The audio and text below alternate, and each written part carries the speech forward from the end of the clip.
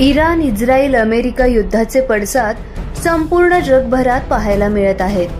त्याची झळ सोलापुरात देखील बसली असून गॅसचा प्रचंड तुटवडा जाणवत आहे. गॅस सिलेंडर मिळणे देखील अवघड झाले असून सणासुदीत नागरिकांना गॅस सिलेंडर घेण्यासाठी भटकंती करावी लागत आहे.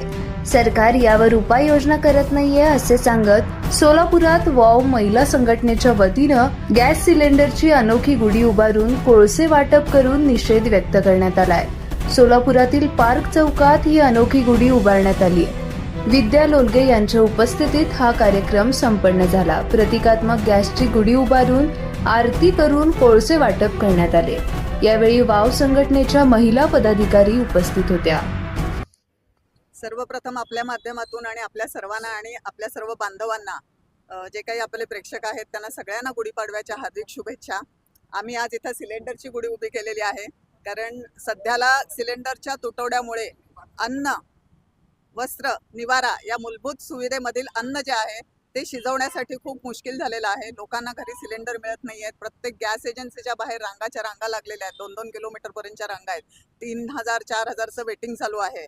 आणि हे का उद्भवलं आहे तर आपण आता सरकारला दोष देण्यात पण काही अर्थ नाही आहे. आपण सगळेजण बघतोय की इराण आणि इस्रायल या दोन देशाच्या युद्धामुळे सगळेच देश भरडले जात आहेत.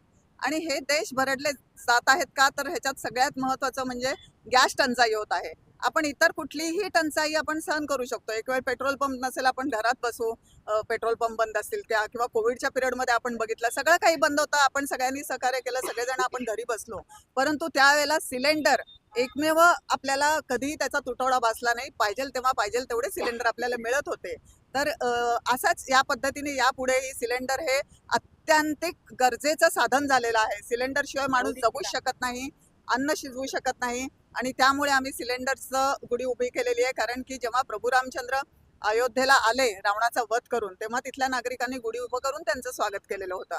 तर आम्ही पण असंच रामचंद्राच्या चरणी आज प्रार्थना करत आहोत की भविष्यात कुठलीही टंचाई येऊ दे, परंतु गॅस सिलेंडरची टंचाई कधी येऊ नये. त्याच्यासाठी आम्ही ही गुढी आज उभी केली.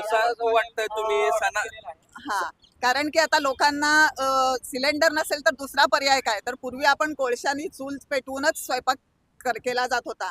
तर आता नागरी पुरवठा मंत्री छगन भुजबळ साहेब यांनी सांगितलंय की पेट्रोल पंपावरती आम्ही केरोसिन देईल, कोळसा उपलब्ध केला जाईल. त्यामुळे आज आम्ही एकमेकींना कोळसा देऊन की इथून पुढचे दिवस हे आता कोळशाचेच आहेत, चुलीवर स्वयंपाक करा, हेल्दी राहा, हा संदेश देण्यासाठी आम्ही आज कोळसा वाटप केलेला आहे.